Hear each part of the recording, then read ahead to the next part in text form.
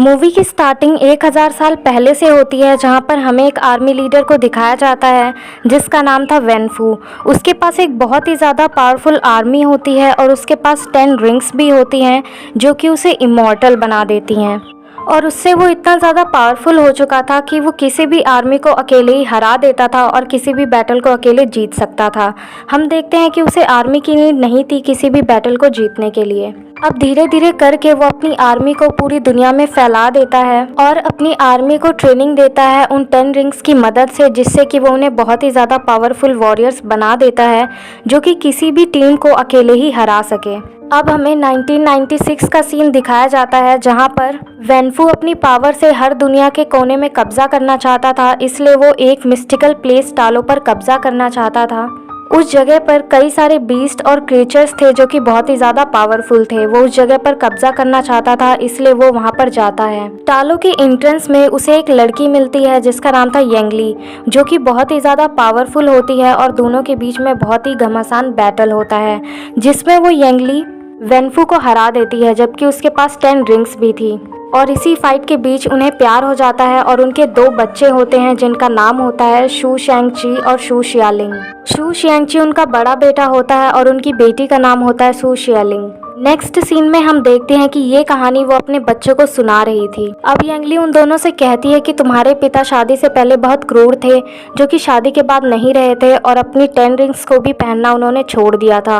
और वो उन दोनों को बताती है कि टालो पर एक ग्रेट प्रोटेक्टर नाम का बीस्ट ड्रैगन है जो कि टालो को प्रोटेक्ट करता है।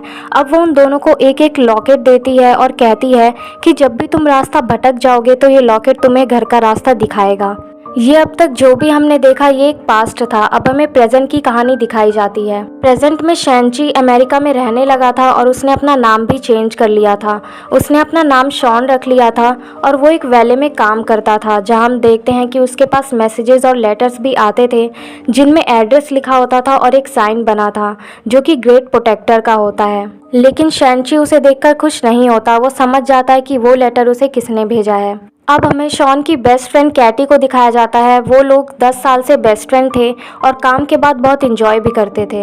एक दिन वो दोनों बस में जा रहे थे काम से, तभी हम देखते हैं कि कुछ लोग शॉन पर अटैक कर देते हैं और उसका लॉकेट लेने की कोशिश करते हैं। शॉन उन लोगों के बीच में बहुत ही अमेजिंग फाइट देखने को मिलती है। तभी वहाँ पर रूजर फीस्ट भी आ जाता है और शॉन और उसके बीच में काफ़ी अमेजिंग फाइट होती है, लेकिन रूजर उसका लॉकेट लेकर भाग जाता है।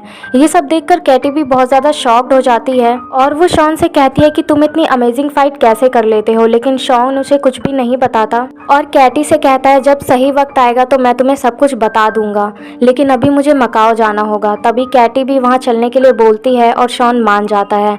हम देखते हैं कि शॉन रास्ते में सभी कुछ अपने पास्ट के बारे में कैटी को बता देता है और वो कैटी से कहता है कि मकाओ में उसकी बहन रहती है जिसके पास ऐसा ही एक लॉकेट है। वो कहता है कि नेक्स्ट शायद उसी पर अटैक होगा और उसका लॉकेट छीनने की कोशिश की जाएगी।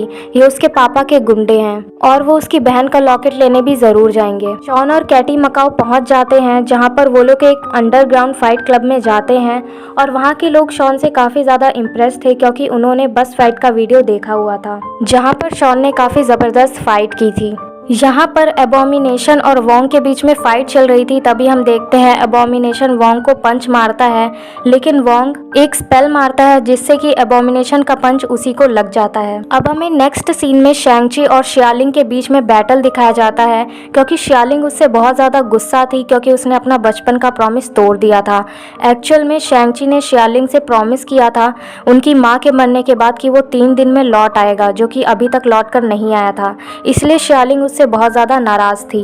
वो लगातार उसे पंच और हिट्स मारे जा रही थी, लेकिन शेंगची उससे सिर्फ बच रहा था, उसे जवाब में कोई भी हिट नहीं कर रहा था। वो अपनी बहन को समझाने की कोशिश करता है कि हमें आपस में नहीं लड़ना चाहिए और अपने पापा के अगेंस्ट हमें लड़ाई करनी चाहिए क्योंकि उसके पापा उसका लॉकेट लेना चाहते हैं। लेकिन शियालिंग उसकी बात नहीं सुनती क्योंकि वो उससे बहुत ज़्यादा गुस्सा थी। तभी हम देखते हैं कि सडनली वहाँ पर टीम रिंग आ जाती है और डेथ डीलर भी आ जाता है। बचपन में डेथ डीलर ही शेंगची को ट्रेन किया करता था। हम देखते हैं कि उनके बीच में फाइट होती है। शॉन डेथ डीलर और डेथ रिंग के बीच में काफ़ी अमेजिंग फाइट होती है, जिसमें हम देखते हैं कि शॉन बस उन लोगों को हराने ही वाला था, तभी वहाँ पर वेनफू आ जाता है जिसने 10 रिंग्स को पहना हुआ था और उनकी हेल्प से वो उन्हें कैप्चर करके एक ऐसी जगह पर ले जाता है जहाँ पर शैंग-ची का पास्ट जुड़ा हुआ था।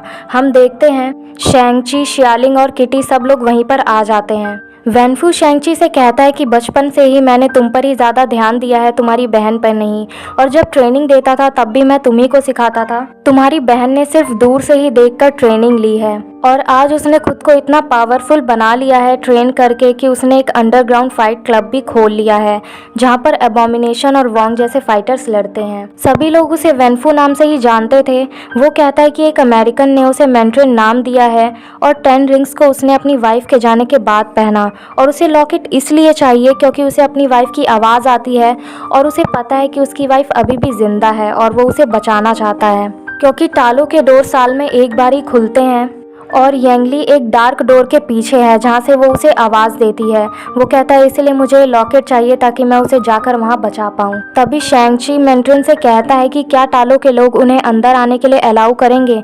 इस पर वो कहता है कि जो भी उनके रास्ते में आएगा वो उन्हें मार देंगे, जिस बात का शैंग-ची को बुरा लग जाता है और वो उसे लॉकेट देने से मना कर देता है। तभी मैंड्रिन गुस्से में उसे काल कोठरी में ले जाने की सज़ा दे देता है। शैंग-ची और उसके साथियों को काल कोठरी में डाल दिया जाता है जहां पर उन्हें एक ट्रेवर मिलता है जिसे कि हमने आयरन मैन 3 में पहले भी देखा है, और उसके पास एक क्रीचर होता है जिसका नाम था मोरिस। ट्रेवन शैंग-ची से कहता है कि वो उन्हें टालो ले जा सकता है, वहां जाने के उनके पास 19% चांसेस हैं, इसलिए वो उन्हें वहां पर ले जाता है। लेकिन वहां के लोग उन्हें एक्सेप्ट नहीं करते, वहां से भगाने लगते हैं। तभी हम देखते हैं कि उन लोगों के बीच में से एक लेडी आती है जो कि उन सभी को बचा लेती है। दरअसल ये शैंग-ची की मौसी होती है और वो उन्हें ट्रेनिंग देके और भी ज़्यादा पावरफुल बनाती है और टालो की स्टोरी भी बताती है।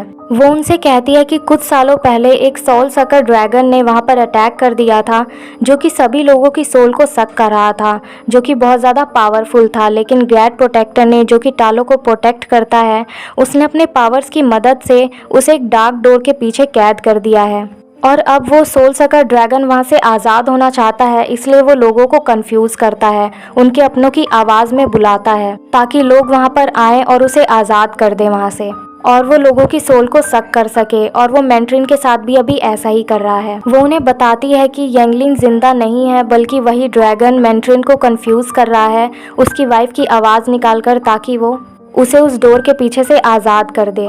हम देखते हैं कि शैंग-ची अपनी टीम को ट्रेन कर रहा था और दूसरी तरफ मैंड्रिन भी अपनी टीम को बहुत ज़्यादा पावरफुल बनाने में लगा हुआ था। अब शैंग-ची अपनी फ्रेंड कैटी से बात कर रहा होता है और उसे बताता है कि जब वो 7 साल का था तो एक आयरन गैंग ने उन पर अटैक कर दिया था और वो उसके पापा को मारना चाहते थे, लेकिन उसके पापा वहाँ पर नहीं थे, इसलिए उन्होंने उनकी माँ को मार डाला था। और इस पर शैंग-ची कुछ भी नहीं कर पाया था, जिस बात का उसे बहुत ज़्यादा बुरा भी लगा था। और जब उसके पापा को पता चला तो उन्होंने वापस वो 10 रिंग्स को पहन लिया और वो उससे बदला लेना चाहते थे। इसलिए उन्होंने शैंग-ची को ट्रेनिंग दी और उसे एक टास्क दिया जब वो 14 साल का हो गया कि आयरन गैंग के लीडर को मार डालो जिन्होंने तुम्हारी माँ को मारा है। और इतनी छोटी उम्र में शैंग-ची ने ऐसा कर भी दिया, लेकिन इसके बाद वो अमेरिका चला गया। अब हमें बैटल का दिन दिखाया जाता है जहाँ पर शैंग-ची, उसकी टीम और टालो के लोग एक साथ थे और दूसरी तरफ मैंड्रिन और उसकी पावरफुल टीम थी। हम देखते हैं कि कैटी पूरी तरह से रेडी नहीं थी इसमें भाग लेने के लिए, इसीलिए सभी लोग उसे मना कर रहे थे बैटल में आने के लिए, लेकिन वो अपने दोस्तों का साथ देना चाहती थी, इसलिए वो बैटल में शामिल होती है। अब बैटल स्टार्ट हो जाता है और सभी के बीच में फाइट होने लगती है। हम देखते हैं कि शैंग-ची और मैंड्रिन के बीच में बहुत ही अमेजिंग बैटल देखने को मिलता है, जहां पर मैंड्रिन अपने 10 रिंग्स की हेल्प से शैंग-ची को पानी में गिरा देता है और खुद डार्क डोर को तोड़ने की कोशिश करने लगता है, जहाँ पर हम देखते हैं कि डार्क डोर में क्रैक आ जाता है और वहाँ से बहुत से अजीब अजीब और पावरफुल क्रीचर्स निकलने लगते हैं जो कि लोगों की सोल को सक करना स्टार्ट कर देते हैं। दरअसल ये क्रीचर सर्वेंट्स थे सोल सकर के, जो कि सोल को सक करके उसे देते थे ताकि वो और भी ज़्यादा पावरफुल हो सके। सोल सकर की आर्मी इतनी ज़्यादा पावरफुल थी कि उनके सामने कोई भी नहीं टिक पा रहा था। तभी शैंग-ची और ग्रेट प्रोटेक्टर मिलकर उसे मारने की कोशिश करते हैं, जो कि बहुत ही ज़्यादा अमेजिंग सीन था। यहाँ पर हमें शैंग-ची और ग्रेट प्रोटेक्टर की बहुत ही ज़्यादा ग्रैंड एंट्री दिखाई जाती है। दूसरी तरफ हम देखते हैं कि मैंट्रिन ने डोर पूरी तरह से तोड़ दिया था और अब सोल सकर आज़ाद हो चुका था, और डोर से आज़ाद होने के बाद सबसे पहले वो मैंट्रिन पर ही अटैक करता है और उसकी सोल को सक करने लगता है। अब मैंट्रिन को समझ में आ जाता है कि ये यंगलिन नहीं थी, बल्कि इसी क्रिएचर ने उसे कंफ्यूज किया था, और सब कुछ समझने के बाद वो मरने से पहले अपनी 10 रिंग्स को शैंग-ची के हवाले कर देता है और शैंग-ची उन 10 रिंग्स को पहन लेता है। अब शैंग-ची मिलकर ग्रैंड प्रोटेक्टर के साथ उसको मारने की कोशिश करता है, लेकिन वो क्रिएचर उन दोनों पर बहुत ज़्यादा भारी पड़ रहा था। अब सोल सकर ग्रेट प्रोटेक्टर की ही सोल को सक करने लगता है। तभी टालो के लोग शैंग-ची को बताते हैं कि अगर उसने ऐसा कर लिया तो वो दुनिया में सबसे ज़्यादा पावरफुल हो जाएगा और राज करेगा, और ये भी बताते हैं कि सक करते वक्त उसके गले में एक लाइट ग्लो होती है, अगर उस पर उसी वक्त अटैक किया जाए तो वो ड्रैगन मर सकता है। हम देखते हैं कि टालो के लोग उन क्रिएचर से भिड़ने में लगे हुए थे और शैंग-ची हेल्प कर रहा था ग्रेट प्रोटेक्टर की। तभी वहाँ पर कैटी आती है और सोल सकर ड्रैगन पर अटैक कर देती है। वो बिल्कुल सही निशाना लगाती है और ग्रेट प्रोटेक्टर को सक करते हुए उसके गले में लाइट ग्लो हो रही थी, उसके अटैक करने से ठीक वही निशाना लगता है, और शैंग-ची भी अपनी 10 रिंग्स की हेल्प से उसे मार डालता है। अब सोल सकर ड्रैगन मर चुका था और अब हम देखते हैं कि शैंग-ची उस डार्क डोर को भी क्लोज कर देता है। लास्ट सीन में हमें दिखाया जाता है कि कैटी और शैंग-ची ये कहानी 2 लोगों को सुना रहे थे, मतलब कहानी में भी कहानी थी। तभी वहाँ पर वोंग आ जाता है और उन दोनों को लेकर वहाँ से चला जाता है। मिड क्रेडिट सीन में हम देखते हैं कि वोंग कैटी और शैंग-ची को ब्रूस बैनर और कैप्टन मार्वल के पास ले गया था, जहां पर वो लोग बातें करते हैं। कैप्टन मार्वल शैंग-ची को बताता है कि वो 10 रिंग्स किसी मिस्टीरियस सिग्नल्स को अट्रैक्ट कर रही है, जो एक खतरे का सिग्नल है। यहाँ पर हमें एक और चीज़ पता चलती है कि शैंग-ची की बहन शियालिंग 10 रिंग्स की मालकिन है और वो अपना क्लब भी बहुत अच्छे से चला रही है, और इसी के साथ मूवी का दी एंड हो जाता है। तो कैसी लगी आपको ये हिंदी एक्सप्लेनेशन, कमेंट बॉक्स में कमेंट करके ज़रूर बताइएगा, और अगर चैनल पे नए हैं तो चैनल को सब्सक्राइब कर लीजिए और बेल आइकन को भी ज़रूर प्रेस कर दीजिएगा, ताकि हमारे वीडियोज़ की हर नोटिफिकेशन आपके पास सबसे पहले पहुँचे। और हमारी इंस्टाग्राम ID की लिंक भी आपको डिस्क्रिप्शन बॉक्स में मिल जाएगी, तो जाइए और उसे फॉलो कीजिए ताकि हमारे वीडियोज़ की अपडेट्स आपको वहाँ पर भी मिलती रहे। Thank you.